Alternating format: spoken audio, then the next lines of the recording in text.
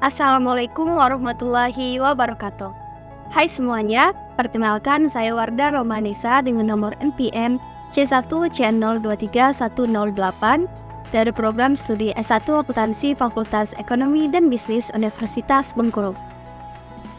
Di video kali ini saya akan menjelaskan mengenai ringkasan materi pertemuan pertama sampai dengan materi pertemuan ke-7 mata kuliah Bahasa Indonesia dengan dosen pengampu yaitu Bapak Dr. Nurmanzah, SPD, MPD.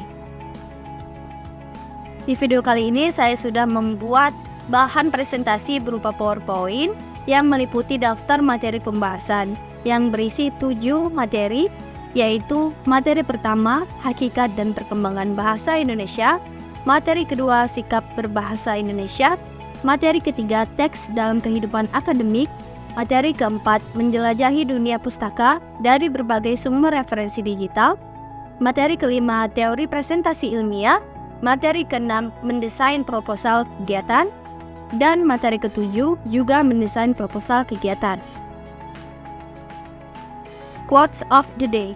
Masa depan adalah milik mereka yang mempersiapkan semaksimal mungkin pada hari ini. Baik teman-teman, kita langsung saja ke pembahasan materi pertama, yaitu mengenai hakikat dan perkembangan bahasa Indonesia.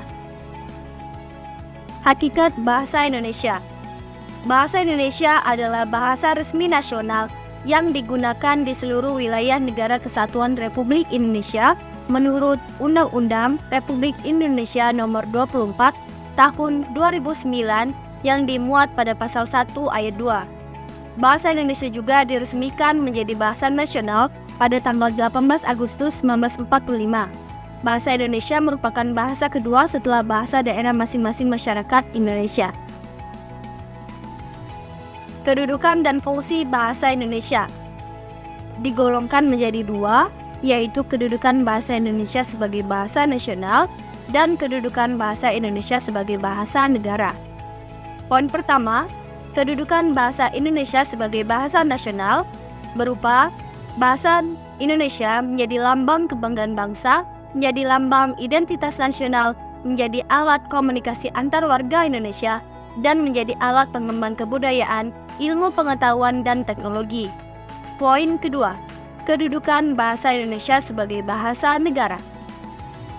Bahasa Indonesia menjadi bahasa resmi negara, menjadi bahasa pengantar dalam pendidikan, menjadi alat penghubung tingkat nasional, dan menjadi alat pengembang kebudayaan, ilmu pengetahuan, dan teknologi.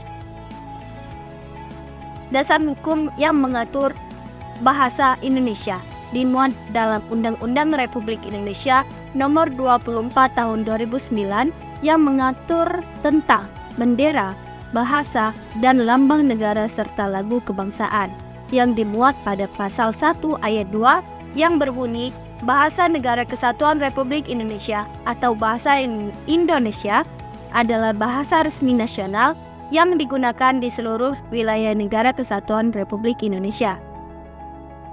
Bahasa Indonesia dinyatakan sebagai bahasa resmi negara dalam Pasal 36 Undang-Undang Dasar Negara Kesatuan Republik Indonesia tahun 1945 yang bersumber dari Ikrar Sumpah Pemuda pada 28 Oktober 1928 sebagai bahasa persatuan sesuai dinamika peradaban bangsa.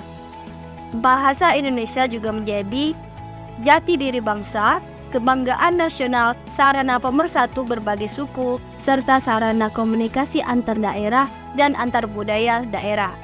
Bahasa Indonesia juga sebagai bahasa resmi negara yang berfungsi sebagai bahasa resmi kenegaraan, pengantar pendidikan, komunikasi tingkat nasional, pengembangan kebudayaan nasional, transaksi dan dokumentasi niaga, serta sarana pengembangan dan pemanfaatan ilmu pengetahuan, teknologi, seni, dan bahasa media massa. Perkembangan bahasa Indonesia.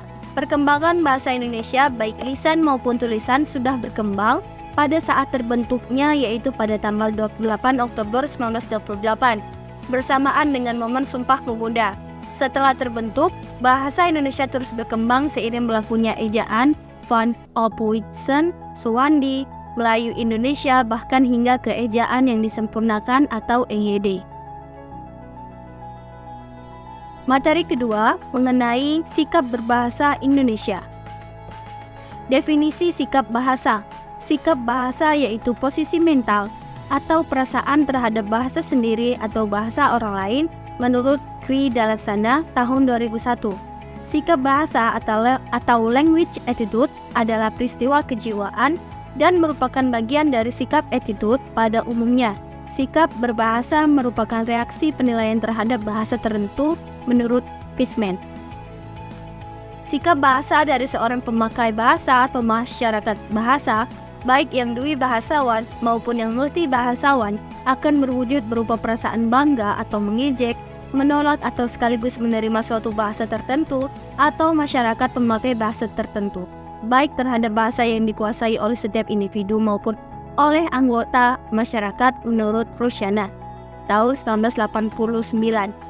Jadi, definisi sikap bahasa dapat kita simpulkan sebagai sikap bahasa merupakan peristiwa kejiwaan, keadaan mental, atau perasaan yang berwujud berupa perasaan bangga atau mengejek, menolak, atau menerima suatu bahasa tertentu sebagai bentuk reaksi penilaian terhadap bahasa tersebut. Ciri sikap bahasa dapat digolongkan menjadi 3 ciri-ciri, yaitu ciri pertama, kesetiaan bahasa yang mendorong masyarakat suatu bahasa mempertahankan bahasanya dan apabila perlu mencegah adanya pengaruh bahasa lain. Yang kedua, kebanggaan bahasa yang mendorong orang mengembangkan bahasanya dan menggunakannya sebagai lambang identitas atau lambang pengenal dan kesatuan masyarakat. Yang ketiga, kesadaran adanya norma bahasa yang mendorong orang menggunakan bahasanya dengan cermat dan santun merupakan faktor yang sangat besar pengaruhnya terhadap perbuatan, yaitu kegiatan menggunakan bahasa. Komponen sikap bahasa dapat digolongkan menjadi 3 jenis, yaitu yang pertama, komponen kognitif berhubungan dengan pengetahuan mengenai alam sekitar dan gagasan yang biasanya merupakan kategori yang dipergunakan dalam proses berpikir atau cara pandang seseorang.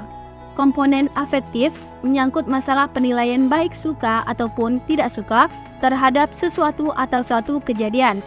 Maka orang itu dikatakan memiliki sikap positif jika sebaliknya disebut memiliki sikap negatif. Yang ketiga, komponen konatif menyangkut perilaku atau perbuatan sebagai putusan akhir, kesiapan reaksi terhadap suatu keadaan. Jenis sikap bahasa. Sikap kebahasaan seperti menggunakan IYD, kata baku, kalimat efektif, dan aturan paragraf bahasa Indonesia. Sikap non-kebahasaan seperti sikap politik, sikap sosial, sikap estetis, dan sikap keagamaan atau kebudayaan. Kedua jenis sikap ini dapat menyangkut keyakinan atau kognisi mengenai bahasa. Sikap terhadap bahasa Indonesia. Sikap terhadap bahasa Indonesia adalah cara pandang, cara melihat, atau cara orang terhadap pandangan mengenai bahasa Indonesia. Sikap terhadap bahasa Indonesia dapat digolongkan menjadi 2 jenis, yaitu sikap positif dan sikap negatif. Sikap positif yaitu selalu berhati-hati menggunakan bahasa tersebut, tidak merasa senang melihat orang memakai bahasanya secara serampangan atau sembarangan, memperingatkan dan mengoreksi pemakai bahasa lain kalau ternyata membuat kekeliruan atau kesalahan, selalu ingin tahu mengenai bahasa Indonesia. Yang kedua, yaitu sikap negatif, berupa acuh tak acuh terhadap bahasa Indonesia, lebih mengutamakan bahasa Inggris atau bahasa negara lain dibandingkan bahasa Indonesia, menganggap remeh bahasa Indonesia sehingga menimbulkan rasa malas, rasa tidak ingin mempelajari dan memperdalam pengetahuan bahasa Indonesia. Contoh peleburan kata, imbuhan me bertemu huruf yang kata dasarnya KTSP dan huruf kata kedua tersebut huruf vokal, maka akan mengalami pelepasan atau pelesapan atau peleburan. Misalnya, contohnya, me plus kaji akan dileburkan menjadi mengaji. Me plus produksi akan dileburkan menjadi memproduksi. Me plus pesona akan menjadi memesona. Me plus empunya plus i akan menjadi mempunyai. Me plus pengaruh plus i akan menjadi memengaruhi. Materi yang ketiga yaitu teks akademik. Definisi teks akademik. Teks akademik adalah teks yang berasal dari hasil penelitian, hasil analisis, atau hasil pengamatan yang bersifat objektif dengan mengacu pada tulisan melalui metode ilmiah dengan menggunakan informasi yang jelas dan faktual. Jenis teks akademik yaitu bisa berupa ulasan buku, proposal, artikel, atau jurnal. Bentuk tulisan umum dari teks akademik yaitu prosa fiksi berupa novel, cerpen, dongeng, legenda, fabel, mitos, dan lain-lain.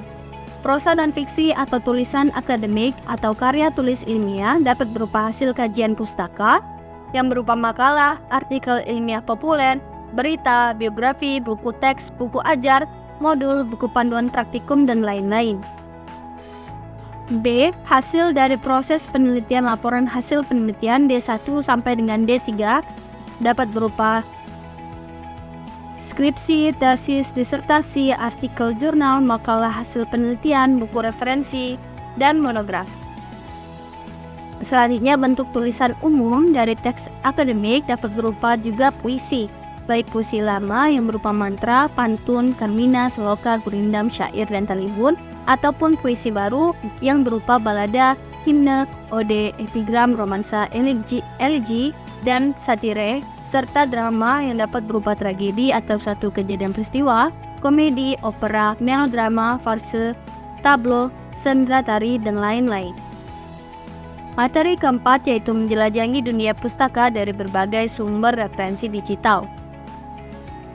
Beberapa sumber dunia pustaka digital yang sudah saya rangkum di sini dapat berupa Crossref ePusnas, PDF Drive, Mendeley, Taylor dan Francis Online, Library Genesis, Google Trends, Open Knowledge, Maps, dan Post Viewer.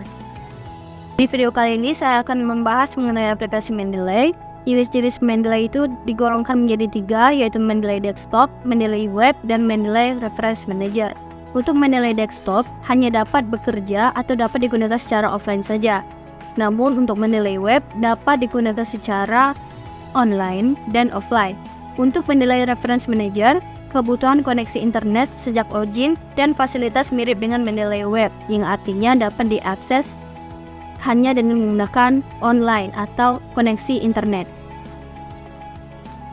Pembahasan materi yang kelima yaitu presentasi ilmiah. Hakikat presentasi ilmiah. Presentasi ilmiah merupakan keterampilan berbicara atau komunikasi secara lisan di depan umum untuk menyampaikan gagasan atau pendapat dari hasil temuan penelitian, pemikiran kritis atau informasi dalam dunia akademik dan pendidikan untuk mengubah perilaku individu lain. Berdasarkan pengertian di atas, terdapat 3 komponen dasar dari sebuah komunikasi, yakni pemberi pesan atau komunikator, media yang digunakan, dan penerima pesan atau audiens. Presentasi yang hebat terjadi apabila audiens memahami pesan yang disampaikan oleh komunikator melalui pemilihan media yang tepat, sehingga audiens terinspirasi untuk menentukan atau memilih langkah terbaik. Presentasi yang luar biasa terjadi apabila audiens dapat merubah keyakinannya atas pengaruh komunikator melalui media yang ditampilkan. Presentasi yang buruk terjadi apabila komunikator tidak mampu menjelaskan pesan, hanya dimengerti diri sendiri dan tidak mengoptimalkan media yang dipergunakan sehingga audiens tidak paham terhadap pesan yang diterimanya. Komponen presentasi ilmiah terdiri dari 3, yaitu komunikator, orang yang memberi atau menyampaikan pesan, media atau slide yang ditampilkan untuk memperjelas maksud dan tujuan ataupun poin pembahasan dapat berupa PowerPoint. Dan yang ketiga, audiens, yaitu orang yang menyimak dan menerima pesan yang disampaikan oleh si komunikator. Alur presentasi ilmiah yaitu dari pembukaan berupa topik presentasi adalah salah satu faktor yang sangat penting dan menentukan apakah presentasi Anda akan menarik bagi audiens atau tidak. Jika topik presentasi yang Anda sampaikan tidak sesuai kebutuhan audiens, maka tidak mudah untuk mendapatkan perhatian mereka. Yang kedua, isi, yang terdiri dari pendahuluan, latar belakang pemahaman terhadap masalah, metode penelitian, dan metode atau analisis penyelesaian. Yang ketiga, penutup yang terdiri dari kesimpulan dan pernyataan penutup yang baik dan mudah dipahami oleh audiens. Baiklah, selanjutnya materi ke-6 dan ke-7 mengenai tentang proposal kegiatan. Definisi proposal kegiatan. Proposal kegiatan adalah rencana kerja yang dituliskan ke dalam sebuah rencana kerja atau susunan rangkaian kegiatan kerja. Proposal kegiatan dibuat sebelum kegiatan dilaksanakan agar memperoleh sponsor atau lembaga atau badan yang membiayai dan mendanai kegiatan acara serta untuk memperoleh izin pelaksanaannya. Fungsi proposal kegiatan yaitu untuk memperoleh sponsor kegiatan acara, untuk memperoleh izin kegiatan pada hari pelaksanaan, serta untuk mengajukan izin kegiatan. Struktur proposal kegiatan, nama kegiatan yang direncanakan dengan jelas, singkat, dan padat, yang berisi pendahuluan berupa latar belakang dan tujuan kegiatan, isi proposal berupa rincian kegiatan yang dilaksanakan, fasilitas, waktu, dan lokasi, susunan acara berupa susunan kegiatan, susunan lokasi, dan yang terlibat, susunan kepanitiaan berupa yang bertanggung jawab atas kegiatan, anggaran dana atau perkiraan biaya selama kegiatan, dan penutup proposal yang mendorong sponsor untuk memberikan izin pelaksanaan dan memberikan dana yang dibutuhkan. Terima kasih, sekian video dari saya. Apabila terdapat tutur kata yang salah, saya mohon maaf, dan kepada Allah saya mohon ampun. Wabillahi taufik wal hidayah. Wassalamualaikum warahmatullahi wabarakatuh.